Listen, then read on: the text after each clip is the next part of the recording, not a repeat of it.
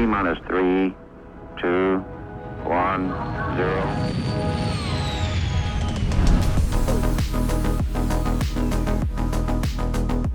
Hey friends, welcome to another episode of the Launch Sequence Podcast, episode 58, and it's a good timed episode. Now, I've been super busy this week, but from what I've heard, the new patches on the PTU 3.17.2 is out, and I've brought a good friend Croncy in so that we could talk a little bit about what it includes and what it's going to set up for the rest of the year. Thank you so much for joining me, Croncy. How are you doing this week?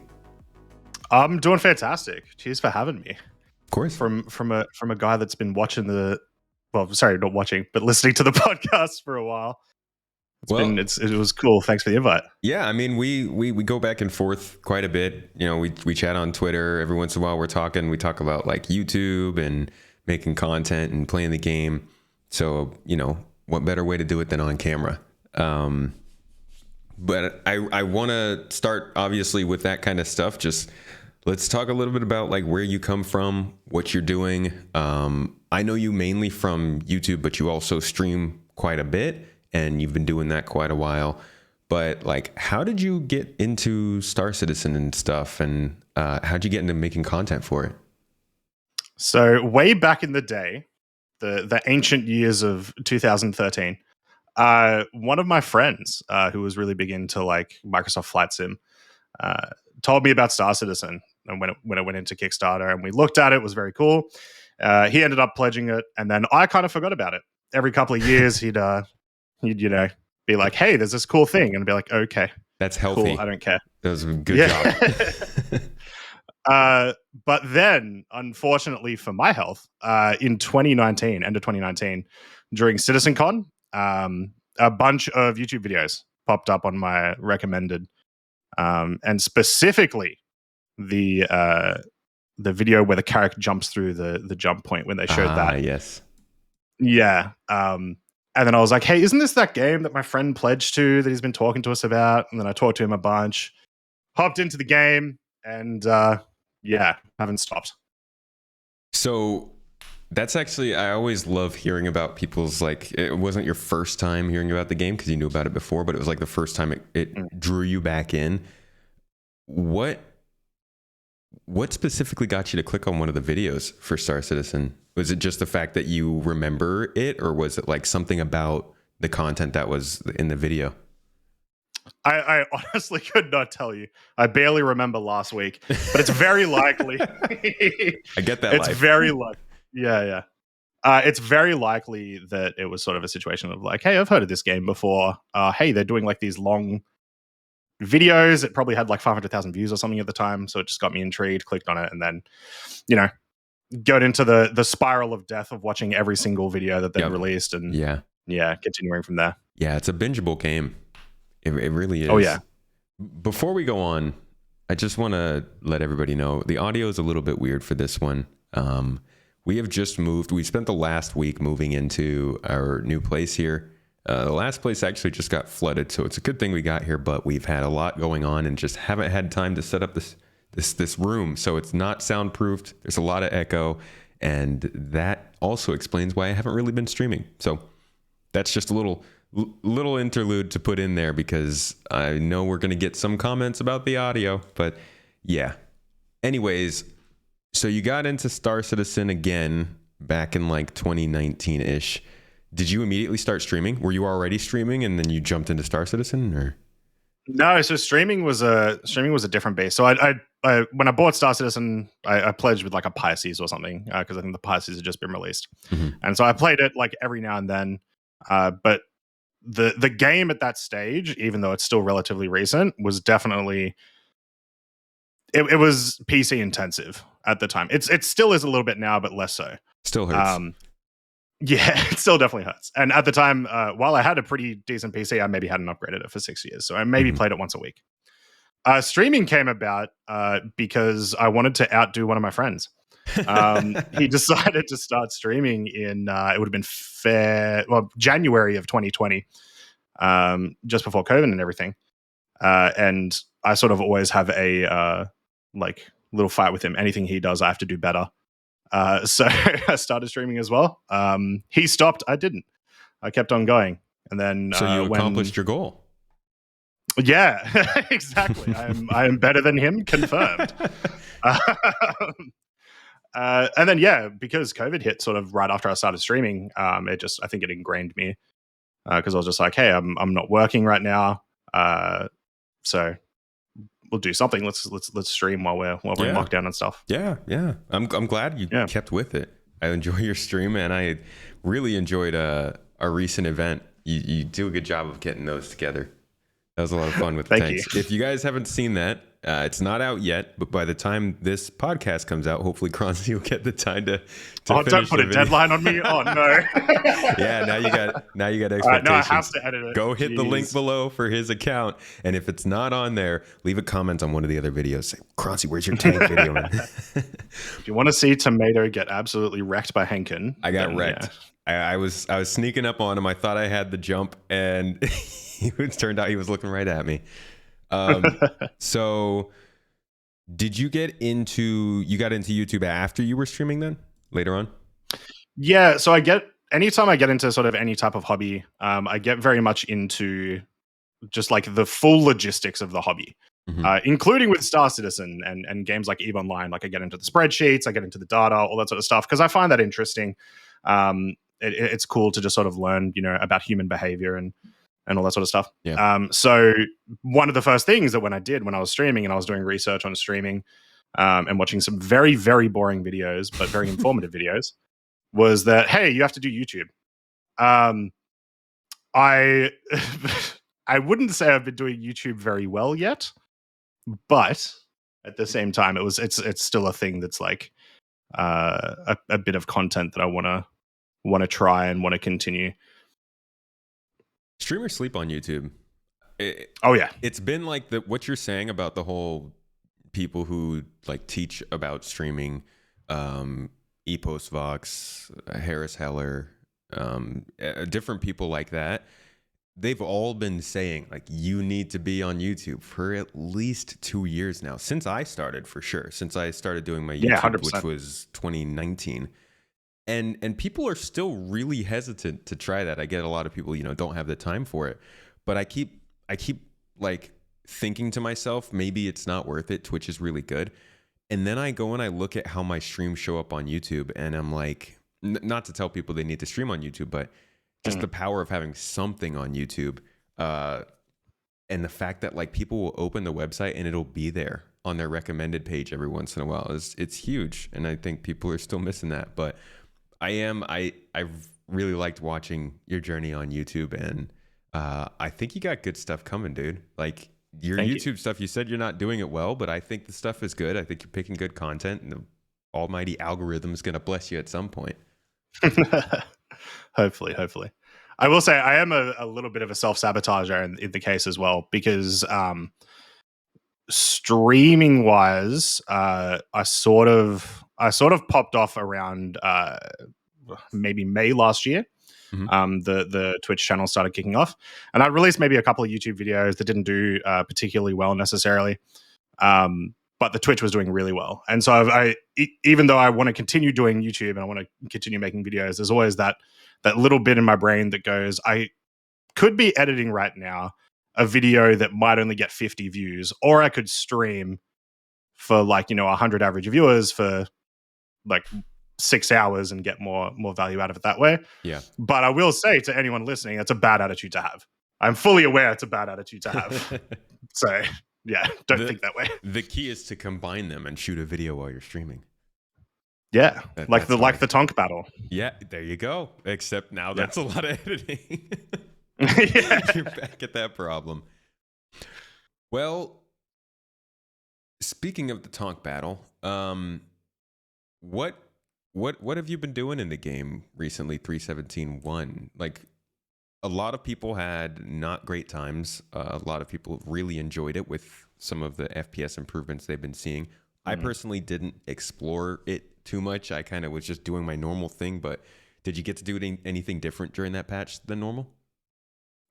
Sort of. So a lot of people may not realize 3.17.1 for about a day and a half was one of the best patches that had ever been released in terms of performance, lack of bugs, all that sort of stuff. And then Invictus happened.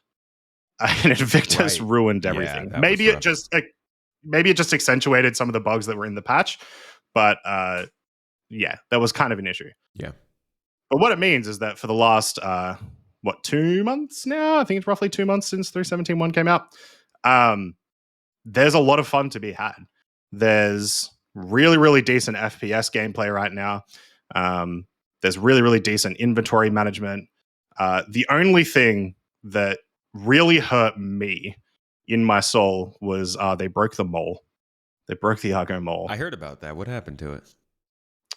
So the mining lasers in 3.17.1, this has been fixed in 3.17.2. Hopefully it continues to go through live. But in 3.17.1, the mole mining lasers would not extract.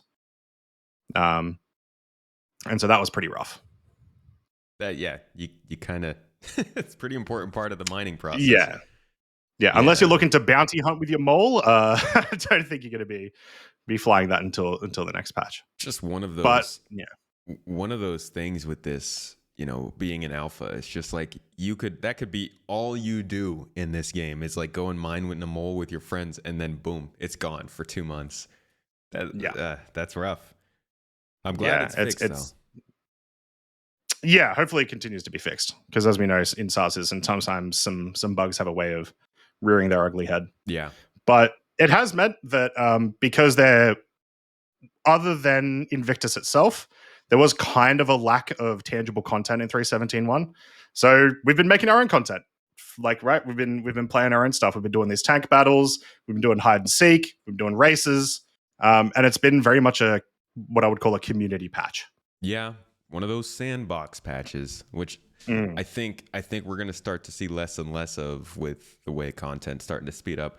3.17.2 feels kind of like I don't want to say the first part of that, because I feel like it really started last year, but 3.17.2 is a solid continuation of that from what I've been hearing, and we'll talk about that in a minute. But let's see, what was it I was gonna ask you something else about 3.17.1, but I did forget it. So I guess let's just go ahead and start talking about 3.17.2. So it came out overnight over here, I think, or something, or it was like it came out like 9 a.m. here or something. It was okay. Yeah, it was very, very early morning. Okay. And yeah, wow. I've weirdly been seeing mixed reviews from people, but at least from it's Star Citizen. It's always mixed reviews. From my perspective, this is my favorite patch, like, ever. Yeah, it's absolutely crazy. Why is that? So the biggest thing, I think, and we were talking about this, I'll sort of go on a little bit about more in a second, but the Montreal team are the stars of this patch. It's all tangible physical content and missions and whatnot that we can actually see in game.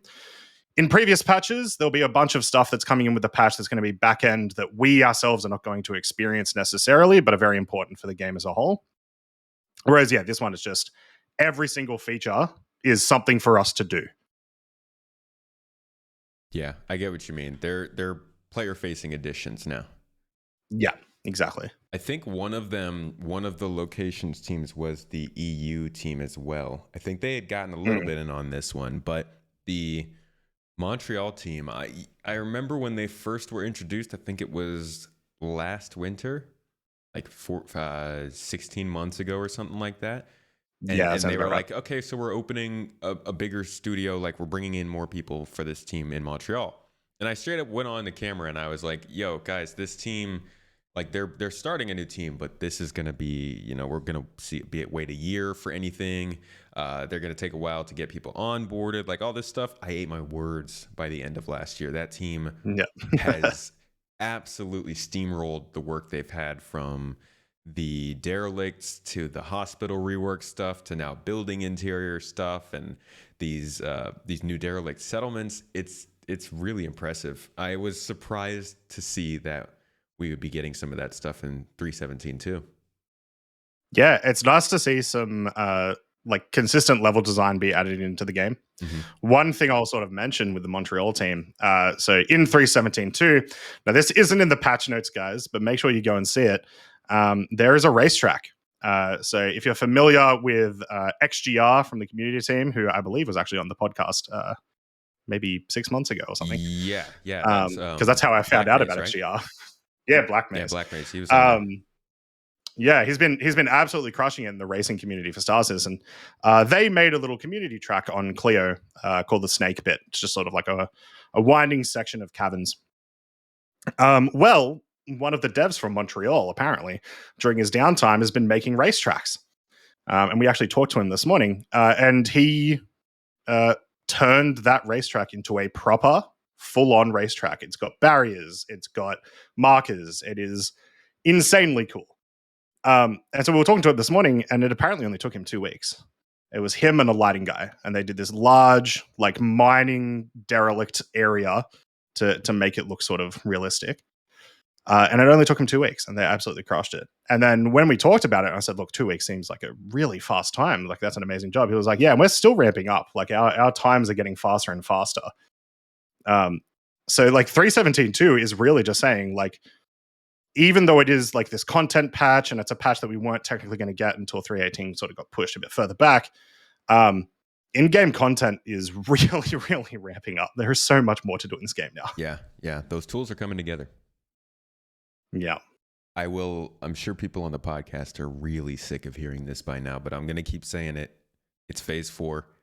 I'm trying to get it to stick. It's a term. It's phase 4 Star Citizen development, and they have finally figured out these tools and how to wrangle them into bringing in some real content for us regularly.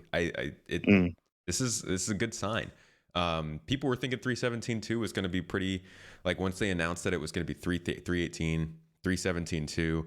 I mean, even the number kind of tells people, oh, this is a minor patch. Not really much is going to happen here, but we're getting surprises. Weren't there a couple other things? Not necessarily like they just got in today and they weren't on patch notes, but like a couple more things got added to this patch in the last couple weeks, right? Yeah, so they didn't announce it until last week, but it got added in, like the reinforcements, the planetary reinforcements. So now when you go and do some of these new derelict outposts, you'll actually see like a cutlass come down and like a couple of Ninetales hop out the back of the cutlass and come fight you, which is an awesome piece of tech that they'd been showing us on some ISCs for the last maybe couple of months, but sort of felt like it was months away, but apparently not. It's just it's there, and it mostly works.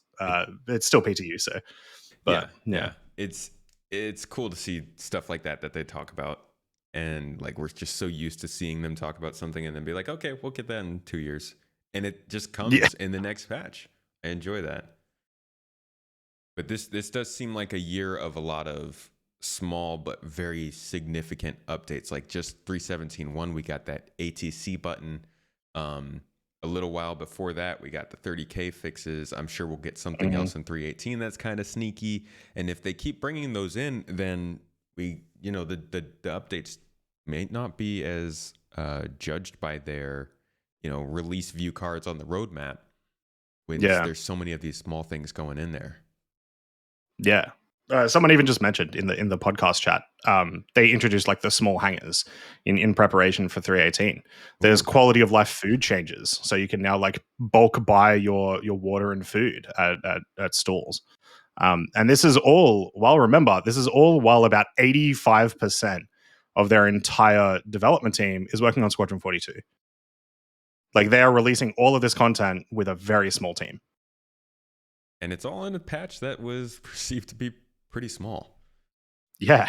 It's an X2 patch. Like, what even is that? Usually that's nothing. Yeah. That's like a bug fix here or there. That's it. Yeah. So it's not to say that this is like some major game-changing patch, but it's good to see that a patch like this can still be significant despite what, some people would say is kind of a lack of content. So, well, at least seems like it was a month or two ago. Yeah. So you've actually gotten into the PTU. What have you done so far? So we spent a lot of time at the racetrack. As I was sort of mentioning before the podcast, I couldn't fall asleep this morning. Saw someone tweet about, hey, there's a racetrack in Star Citizen now. I was like, all right, well, I guess I don't need to sleep. Let's go check it out. So yeah, we spent a bunch of time at the racetrack. By the way, location of which, guys, is over at Cleo Rayari McGrath. Go check it out. All right. We did some of the outposts, which are pretty cool. They're somewhat modular, so it stands to reason that it's very easy for them to plot out one. And they've got kind of like jumping puzzles, but you can very easily cheese a lot of them right now because we have ships with ramps. So that just fly over. Pretty much, yeah. But some of them are pretty decent puzzles. And we checked out the Derelict Reclaimer, which was probably one of the biggest things that people were really, really keen for in this patch. And apparently there's multiple, but I've only found the one so far. Mm-hmm. And wow, there's two big things that come from the Derelict Reclaimer and the Outpost as well, which is, first off, we have places to explore above ground, which, yay. Because beforehand, it's like, let's go in cities, let's go in bunkers, that's it. Nothing really else to do. Yeah. FPS-wise. And then two, we have NPCs above ground now as well, which is also a really nice change. And it feels kind of weird. You feel like you actually feel like now that you don't have, this bunker area that's designed for FPS, so you've got like places to hide and stuff, and all you've got is the trees. It's actually like it feels dangerous. Suddenly you don't. It's not all. Everything's not placed exactly where you know it's going to be. Yeah, exactly. I ended up sort of we went through with like a sniper rifle to try to get some of them at night as well, which was just a completely different atmosphere and felt very, very cool going through.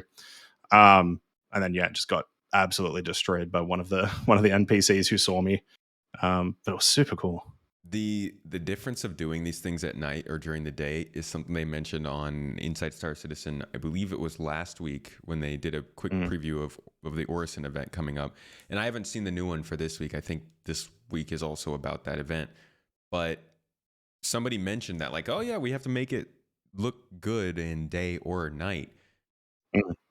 And I know that they've done that. I've always known they've done that, and I've remembered them talking about it before. But just like actually thinking about the fact that everything we do in this game can happen at twilight, can happen pitch black at night, can happen during the day, and like thinking about the games I normally play, you get day-night cycles, but nothing actually changes all that much. In this game, like the difference in lighting is crazy.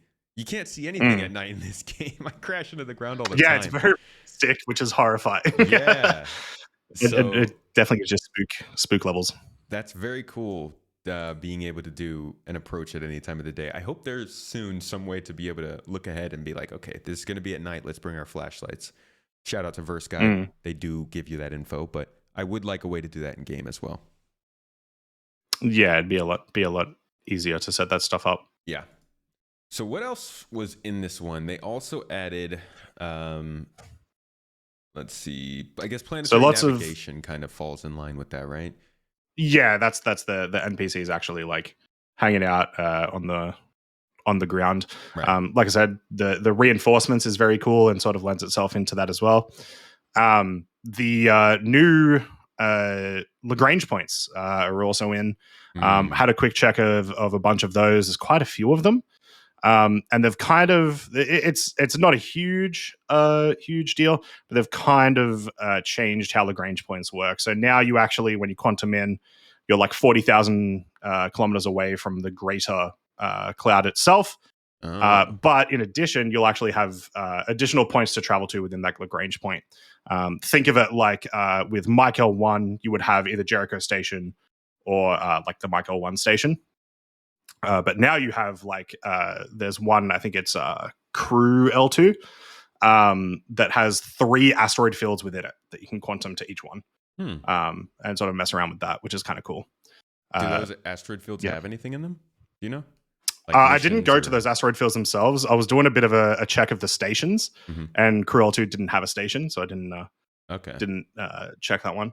But speaking of the stations, there's something funky going on with some of these stations.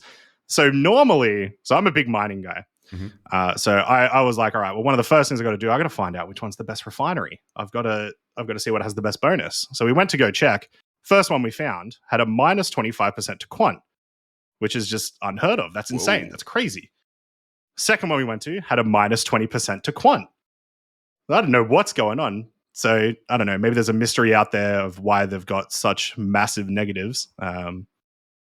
But I don't know. Potential gameplay there. I don't know what that is. Yeah, they've got to be doing some experimenting on the I don't want to jump to conclusions and say, oh, they're doing stuff with quantum, because it's probably not that. But I do wonder if they're doing any stuff for the background with that might be in the patch, because when Tony came on last year around this time, and he's very excited about quantum and coming last year, and it didn't, but when he was mentioning it and talking about the additions of the fuel stuff being tracked, he also mentioned that like every patch after that they would be doing something with it. So I do wonder if that's still true. But the idea of each of the Lagrange points kind of being hubs for different locations is a cool twist. That's a interesting development. It is. It also it obviously allows them just to put more content in general in those locations. Like I said, they can now make it so that it's not as compact, so you can only have one station there. You can actually have a couple of different things. Maybe there's like actually there probably is, I haven't been able to check, but there's probably like a reclaimer that's derelict in one of those clouds, right? So yeah, the things that they've been doing with Stanton, the things that they've talked about rather, they're expanding the cities, right? Lorville's getting a makeover. They've definitely put emphasis on the fact that it's going to be a big makeover. We're getting building interiors with deliveries, possible assassination missions, stuff like that. Siege of Orison is introducing a new city kind of adjacent location. All these derelicts going on. The Aaron Halo Belt's been talked about a little bit. We know that's going to be a particularly big part of gameplay, especially with quantum travel being reworked soon. And then now, you're talking about these asteroid things. Like, Stanton's going to have an absolute ton of content in it. I'm surprised. I always thought of Stanton as being a busy system. Yeah, we got 4 cities and stuff, but this is like a lot of stuff they're throwing in there. Yeah, I think that they are sort of trying to make it that like, if you're in a location like Stanton, and in future, probably if you're in a location like Terra, basically any of these like big hub systems, there's probably something to do everywhere. Whereas when we do eventually go to Pyro, it's likely to be, of course there's going to be stuff to do, but like the majority of a dead moon, like, there's not going to be like a ton of missions to do there. There'll be a lot of, I think, innovative isn't the word, emergent gameplay that comes from those sort of areas. The old probability volumes. So gosh, I just lost my train of thought again. Yep, I lost it. Well, in chat, somebody is mentioning the wipe that's coming with 3.17 too. It sounds like they are getting ready to wipe the back end. I don't actually know. Is it a full wipe? Is it wallet, ships, reputation? It's everything but reputation. Ooh. Yeah. So it's like inventory and money wipe. There's a couple of reasons they're doing this. Before I get into my opinions about it, there's a couple of reasons that they're doing this. One of them is a lot of people's accounts right now in the PU are just completely balked. They've got 20 copies of their starter ship in their inventory. They've got so many missiles in their inventory that they can't buy anything at their home location. There's people during Invictus, we had a massive money exploit that people abused the ton out of, which I that's fine. I like that. Hey, we're just going to trade to make money. That's whatever. That's fine. I have no problem with that. But it means that everyone has an insane amount of money. They sort of just need to set everything back to zero to get everything working. Now, I am surprised it happened in 3.17 too. Yeah, I was honestly thinking they would probably, seeing as we're likely to get a wipe for 3.18 with cargo refactor, not necessarily maybe money, but we're likely to get an inventory wipe during that patch. I'm surprised they didn't wait, but I mean, for a lot of players' experience, this is going to be a lot better. Yeah. The wipe, it's rough, but it always helps. It always rejuvenates the game, as long as things aren't particularly broken afterward, and they don't happen often. I'm surprised that we're getting one this soon after the last one, but with all the even then, it's not that soon. It's 9 months. Yeah, but compared It's to the not last was too like bad. 18 months. It's like half the time. True. But although then before the 18 months, it was once a patch. So if we take the full average, yeah, I guess it's not that out of character. They're doing okay with this. So yeah, I hope that they can avoid one in 318, at least a ship patch in ship reset in 318, because it would really suck to go another 3-4 months and then see another wipe. That's just discouraging. It's going to make 317 to be very dead on the latter end as people just kind of wait for 318 to drop with all those major features. So I hope they can skip one for 318, but then also, suddenly you're looking at 4.0. Now you got this big update. It's probably going to have a lot of back end changes and all this stuff. Are they going to wipe again then? So I would say with a 317.2 wipe happening, I wouldn't.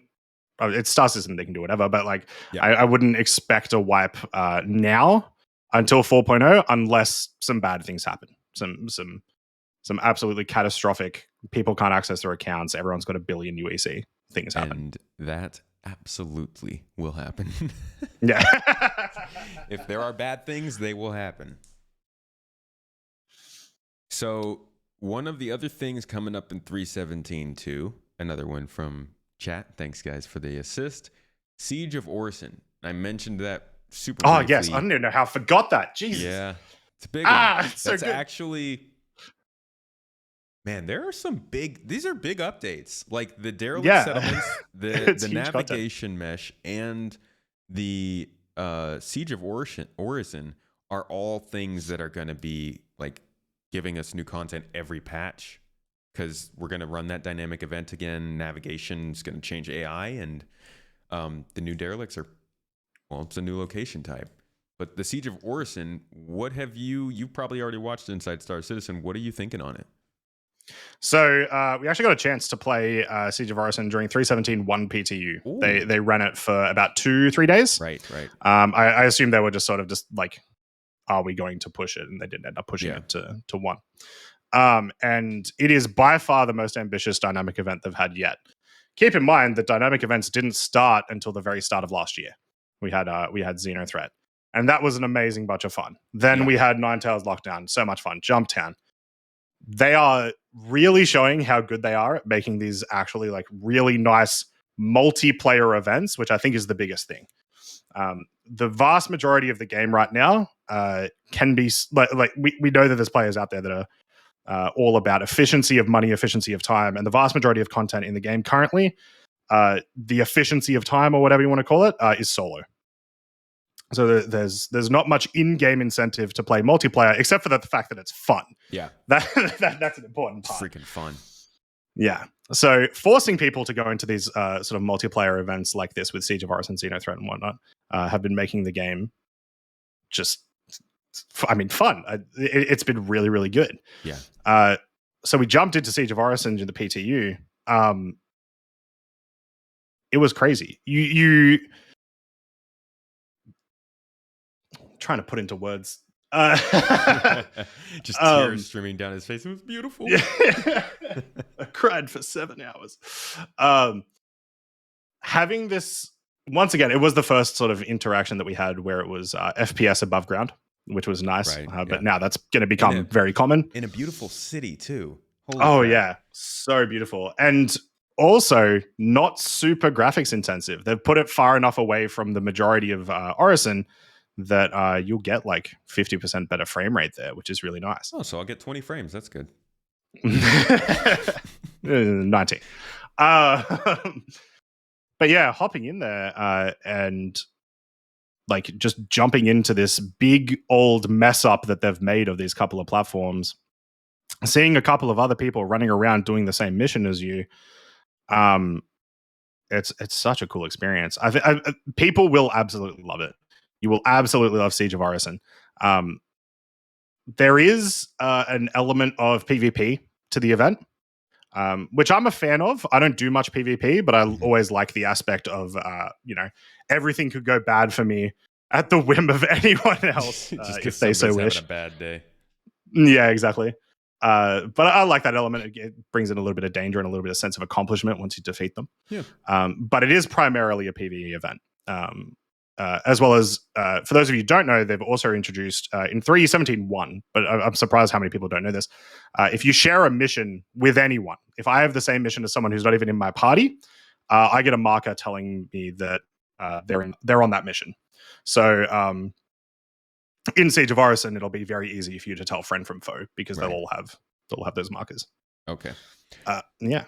So how exactly is the event staged? Is it like you are supposed to be banding together with a bunch of people and pushing on like a main force of Ninetales, or is it are there scattered kind of battles going on and you can choose which direction you're going? So it starts the same for everyone. Basically, Dooley, a good friend Anna, she calls you up and says, "Hey, Ninetales have taken over a couple of platforms. Get over there ASAP and deal with it." So you take one of the shuttles. You head over there. There's this one little staging area where you can just see all of the friendly NPCs have been completely massacred. They're not doing well. You've got a little bit of a section, and then you've got spawn closets pretty much throughout the entire rest of the platform. Okay. Yeah, you've got a couple of objectives on each different platform, and you can move to the different platforms with shuttles. Although there is a special way to get to the fourth one, which I'll mention in a second. While you're there, you're taking out these lieutenants who are, all in control of this thing called an IFI, I believe is what they've called it, which also has some future player implications.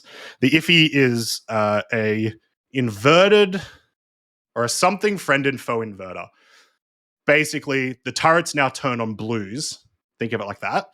And it's now a restricted area to anyone I don't want to get there.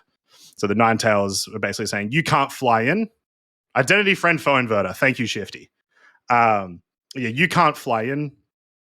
They'll blow your ship to smithereens, and much harder for you to get reinforcements through. So you kill these lieutenants, you get some codes. There's like these large boxes that are around that you can find some cool loot inside.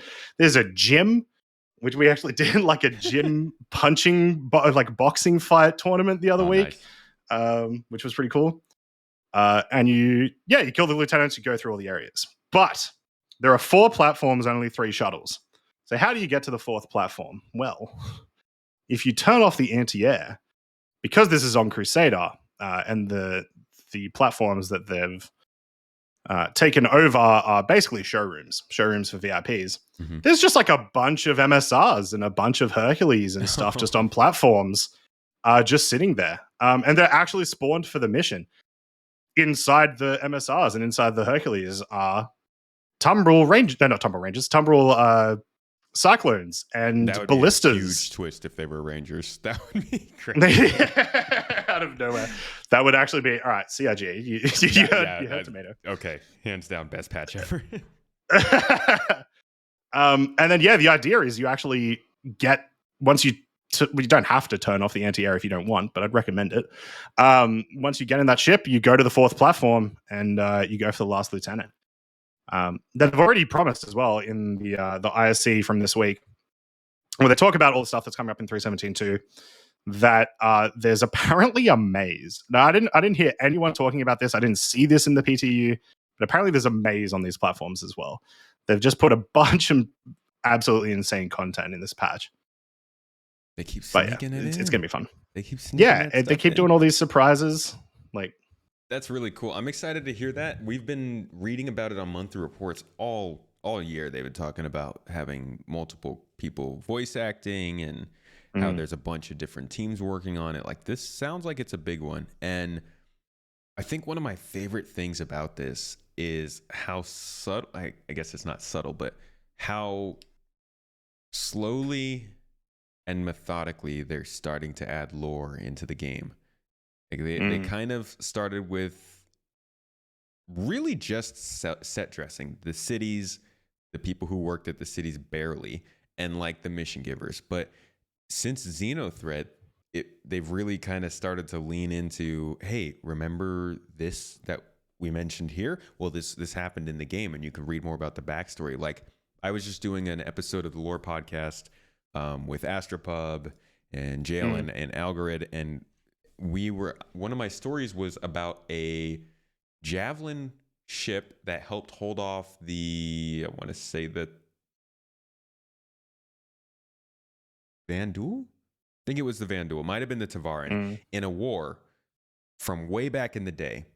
And then you're reading about this, and they mentioned that it's the Warhammer. It's the same ship that you're getting to tour in Orison, and it's the same ship that you get to fight alongside to fight Xenothreat. And then you find out, well, Xenothreat also has all this lore, and they sometimes get into squabbles with Ninetales, who's actually a gang in a different system, but because they like to lock things down, they do their own stuff, and they're adding the Ninetales costumes and or not costumes, but uniforms. But like all this stuff is what makes the game matter to me.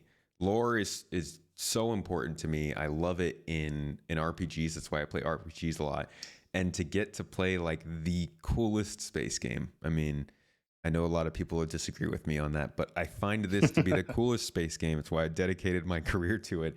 And getting to live inside that with some story that makes sense has been really cool. So I'm super, super pumped that they used Ninetales for another event, and they're like really putting effort into it. As well as sort of like with the fact that lore is now actually happening in front of us. So they've sort of mentioned that the whole Siege of Orison does have ties to the fact that Ninetales are locking down these Crusader Lagrange points, right? Which we're seeing right now, actually, with we've got the dynamic event weekend where people can play Ninetales, Lockdown, and Jumptown. So we're actually getting to experience a thing that is happening in the lore of the game progress in the alpha. Like we're getting that. That's super cool. Yeah. It's all being written, and at some point, 3 years, 4 years down, 10 years down the line, when somebody is just casually playing this game and they want to look back at like, why does this happen? And they get to go all the way back to see, okay, well, this first happened in 2950, and it's progressed this way because we've all heard about how they want to do dynamic events. They want the system to be ebbing and flowing. They want things to make sense. Maybe at some point, Ninetales will literally have their own like small city on one of the moons, and we find out that that's because they were able to steal enough from Orison. Just the way that they can expand on this stuff is so cool. I love it. I want more. And tell me any other large space MMO game that has any lore like this, where we actually get to participate, right? Like that was one of the best things about Elite Dangerous was when they did the Thargoid invasion, and I lost my mind. I was like, you're introducing this new faction as a mystery where people encounter it and they don't know what's going on. Like, where is this going to go? And then it didn't really go anywhere. And that was very, very disappointing. I mean, it went somewhere, but it wasn't as big a deal as you would think it was. And that's part of why I love Star Citizen and CIG so much, is like they put way too much into building a team for something that normally might have a couple of people on it. And that team just goes crazy like they do at Montreal, and they make it so much more than it could have been. I love that. It's a good time. Yeah. Feels good. Yeah, no, it's really nice. I'm sorry, pulling this back up. Okay. So something else that they've been building on, this is like a pretty ongoing topic, and it doesn't sound like they did anything with it in 3.17.2, but I would like to hear your opinions. Late last year, we got the inventory into the game. It was like the first time we actually got a functional, usable inventory.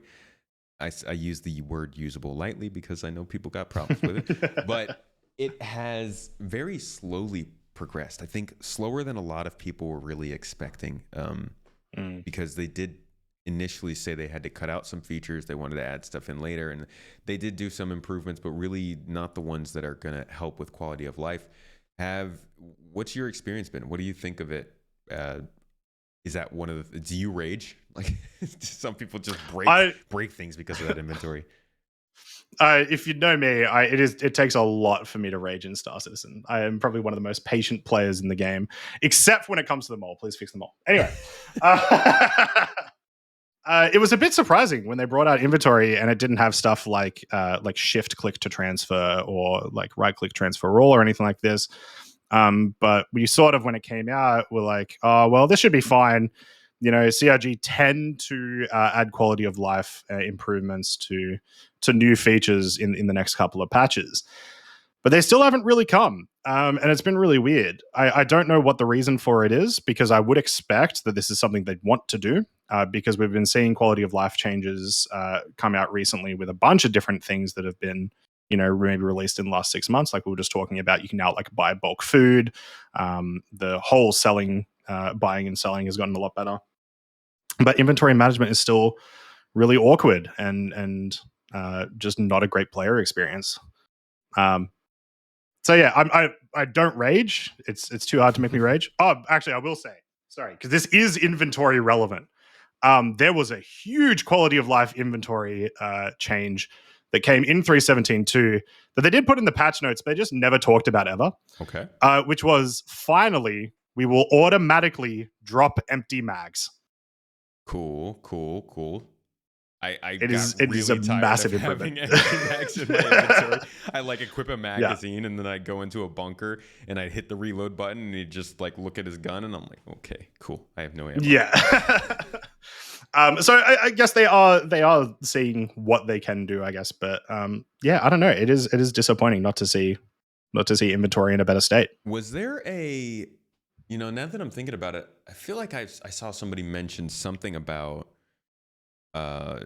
dragging items in the inventory or something in 3.17.2. Was that the only change that you heard about? Was the empty mags? It's the only change I've heard about. I've had at this stage, P2U came out about 20 hours ago ish, and I've had maybe 6 hours in it. So I haven't experienced any other inventory stuff, but that very well could be the case.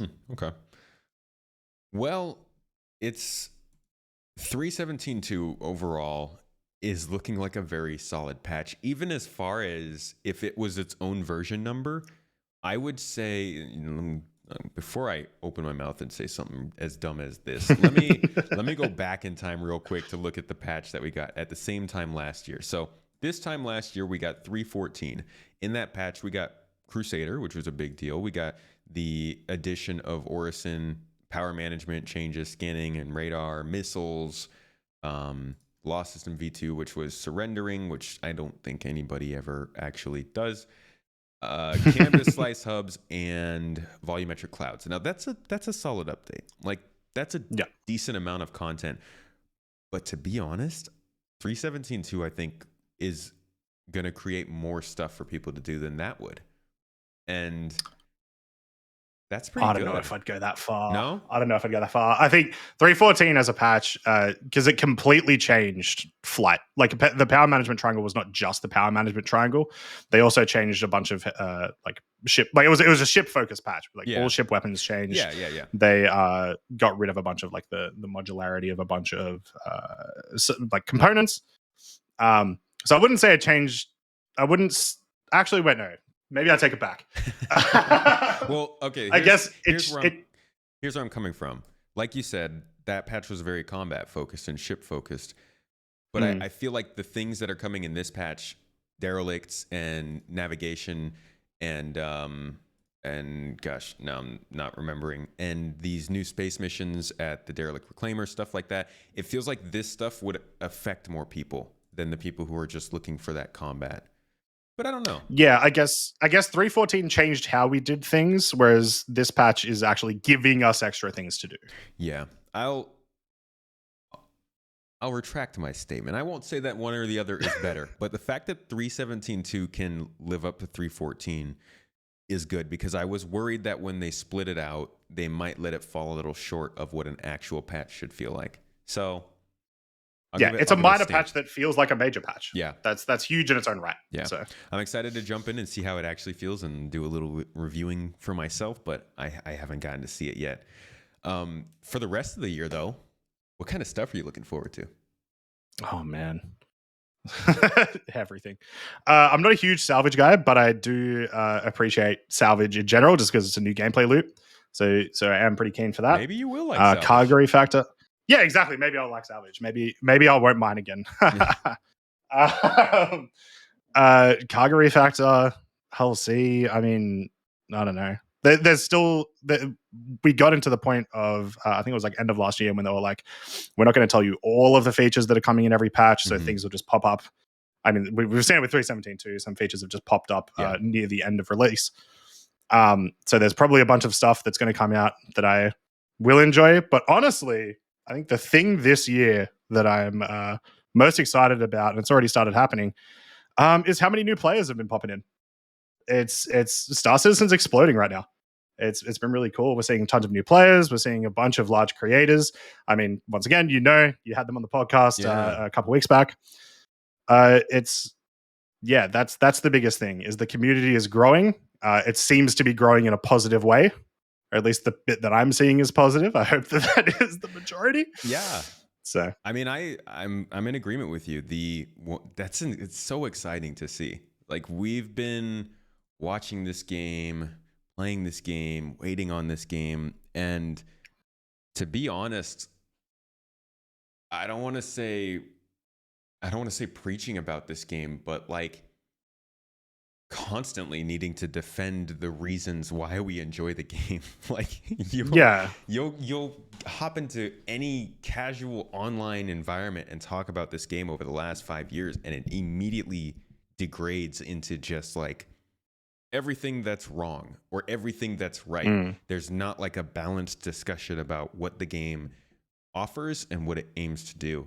And we're finally getting to talk about that. People are finally joining by the thousands and seeing there are reasons to enjoy what this game's aiming for. And it's very exciting. Yeah. We've been talking about for years, like, look, I have enjoyed the game in its current status since 2019, as in actively enjoyed playing it, bugs or none. But I know that there's players out there like me who will spend 24 hours looking for a Pico ball and have the time of their life. So, look, it's good enough. The ideal Star Citizen player sees a Pico ball and will make a mission of it. How many have you found? Yeah. Still just the one? Just the one. However, there was a post on Reddit. I'm very annoyed that they haven't responded. But there was a post on Reddit like a couple of days ago of someone saying they found one. Ooh. And they had a photo of it, but they didn't tell us the location, and they refused to. And it is killing me on the inside. We've known the location of one for about 6 months now, and still haven't found another one location-wise that's public, at least. Wow. So if anyone out there in Tomato Land knows the location of a Pico ball, you have to tell me legally. We'll pay an AUEC before the wipe, preferably.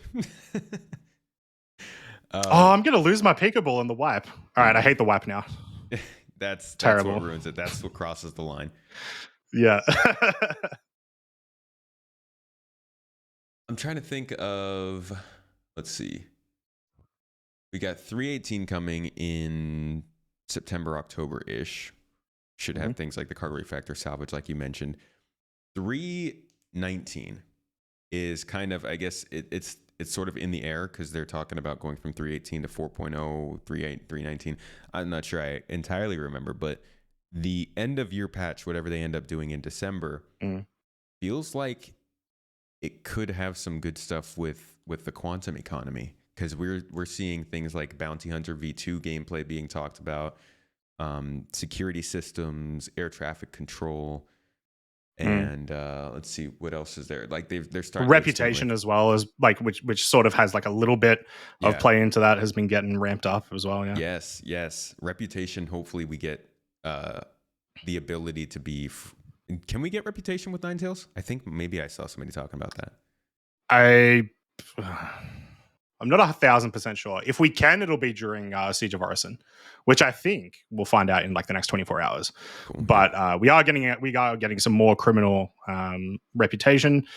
We know that we're not too far away from like friend and foe reputation, as in like if you're Crusader Security and like Ninetales absolutely despise each other. So if you have like reputation with one, we know that we're close to, that impacting your reputation on the other. Yeah.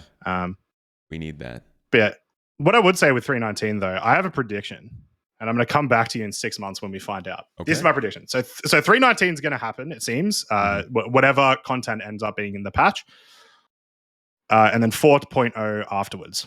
We have been seeing a bunch of stuff from Ninetales in lore and in game about them ramping up activities. They're messing around with Crusader. We've got Xenothreat popping in from Pyro. They're messing us up. So my prediction in 319 is we're going to have a dynamic event, and it's going to be the one where Xenothreat finally kill Port Olisar. It's going to happen. We've been waiting on this for like 2 years now. And then 4.0. Ever since let's go after Xenothreat. Okay. Yeah, that's my prediction. Calling it now. Do you think Ninetales will be buddy up with us to go after Xenothreat? I don't know if it'll be like buddy up, but it'll definitely sort of add in an element of like, once we are in Pyro, it's like, if our main goal is to attack Xenothreat, then that, would lend itself towards some Ninetales missions. Mm-hmm. It was like a year ago, I think everybody was saying Port Olisar was going to go with Crusader getting updated, and like we all sat there and waited, and literally nothing happened. They moved it a little bit. I think they moved it closer to the planet. Yeah, they moved it much closer. Yeah. So and then there was like, hey, now Dunlow Spaceport on Orison has what are they called, docking ports. And it's like, so now that's when they're going to do it. No, still nothing. We had some leaks last year of like some sound files and stuff that sort of alluded to some sort of large attack that we've still never seen in game. I mean, it's going to happen eventually. However they do it will be interesting though. Yeah, they've been teasing it. I remember a video from, I think, 2017 maybe, where they released a video showing a kind of like early warning or a video comm signal that the game could use to communicate with players. But the example they used was a Vanduul attack on Port Olisar. Like ever since then, I feel like they've kind of been teasing it here and there. And it's like, what are you going to do? When are you going to do it? I want to know if they're just going to remove it and just be like, meh, or if they want to do like a huge event around it, like you're saying. Because I would say with the way that dynamic events have been going and the way that they've been received overall, I don't see it not being a dynamic event of some sort. Mm-hmm. Yeah, that would be a missed opportunity. I do worry though about. I hope that, I know that they don't want to do landing pads anymore, but I do hope that they come up with an easier way to find our ships, because the current space station's just, oh god, they're not. And every single one's different. Yeah, and every single one's slightly modular. You got to turn left instead of right here. It's really awkward. Yeah, right. Yeah, the whole signage and letting us know what's on each space station is going to be huge. Some kind of an update to tell us, if you're looking at a space station, here are the services you can get, so that I don't have to land and go in there and be like, are there weapons here? No, there aren't. Let's fly across the system. So that is a thing. At the very least, that's a thing in 317 too, but it's incorrect. If you actually, when you go into your star map and you click on like any station, any location, there's like a copy pasted thing on the side that actually says services include, and then it lists like refueling, restocking, and that sort of stuff. But it's not accurate. So I don't know. Maybe it will become accurate. I don't know. Yeah, because I was looking for refining and it just wasn't working. None of them said the word refining. So well, that would be great if that's something that they're going to do for the live update, and really cool that it's happening right now. Because that would be a huge quality of life fix. Just never know what's going on in those stations. I hope that happens in live. 317.2 sounds like a freaking fun update. I'm excited to jump into it, especially after being away for like 2 weeks. And well, honestly, Croncy, I want to say thank you for coming and talking to me about it for an hour. No worries. Honestly, I could keep going. Yeah, we could go for much longer. I mean, I personally am really excited for the salvage sites, or not the salvage, the derelict sites. That says so much more to me coming in the future. I mean, they've already shown like the concept art, the different ships that we could have as actual explorable derelicts. I'm thinking things like maybe not an Idris, but like an 890 jump would be a very cool one. An alien ship, perhaps. Maybe they bless. There's like concept art of like an MSR derelict as well. Yeah, and some of them are really, really old. Some of them are like have vines on them and stuff. So there's a lot of variety they could do there, and that's got me excited too. If you had to pick a best patch or a best feature for this update, what would it be for you? Oh,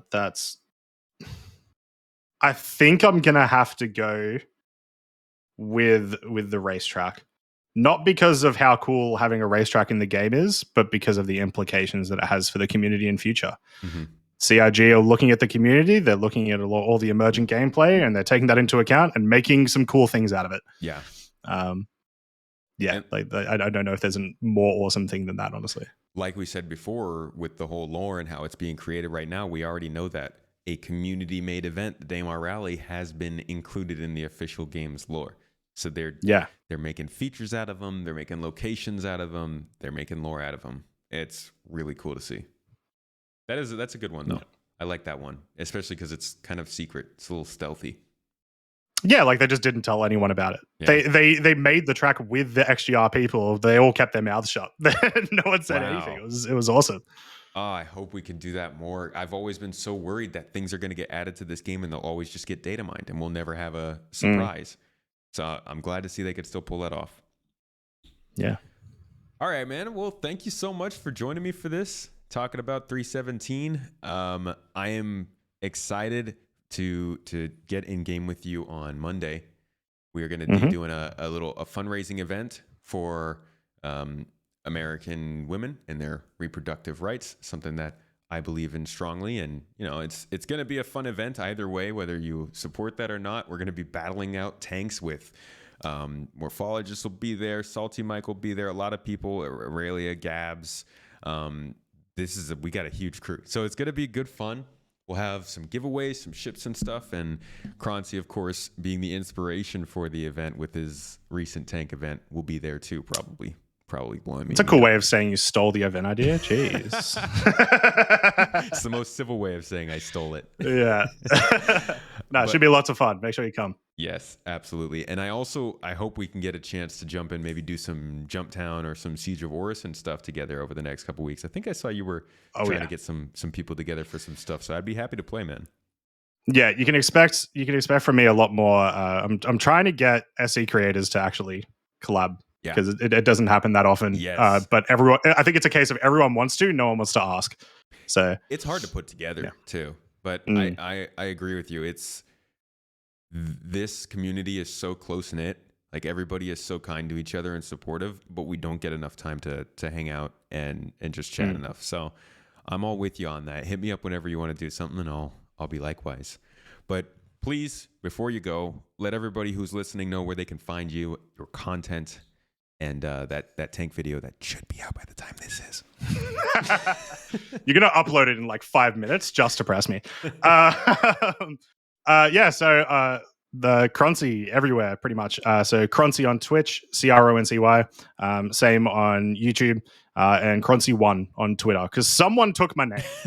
It is the only time it has ever happened. The reason I use the name is no one takes the name, but someone on Twitter's got it. It is a unique name. Infuriating. What is it from? Is it any specific thing? It is. So I started playing WoW in like 2007. Man, all my stories start really long, but are really boring. So I started in 2007.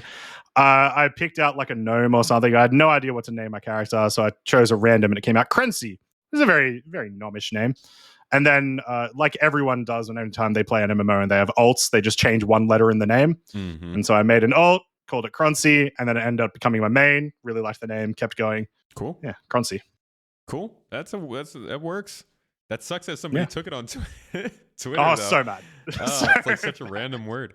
I have to call myself on Twitter Space Tomato GG because somebody decided they like space tomatoes. It actually used to be you would like Google search Space Tomato and it would just be a ton of people who were either researching growing tomatoes in space or actually growing tomatoes in space or growing tomatoes in a room that looks like space. Just like constantly the wrong things. And when you started making your YouTube videos about growing tomatoes in space and then moved on to Star Citizen. Yes, that's actually what brought me up. That's how I started from the very beginnings. But Croncy is a good name. It's unique. It's much more unique than Space Tomato. But thanks again, man, for being on here, for joining me. Thank you, everybody who is watching this episode. I hope you enjoyed it. And if you're watching on YouTube, maybe check out the audio version, which we have plenty of people who are listening to it. The audio version is ad-free, supported by Patreon members, YouTube channel members, Ko-fi members, all who are able to watch this live as they are sitting in here right now, hanging out, listening. Hi, guys. And Yeah, there's plenty of different ways to find this podcast and listen to it if you enjoy that. If not, well, there are other podcasts too. I don't know what to tell you. But anyways, thank you so much for being here, Croncy. One last time, I appreciate it. And we'll see everybody next week. Catch you guys. Cheers for having me.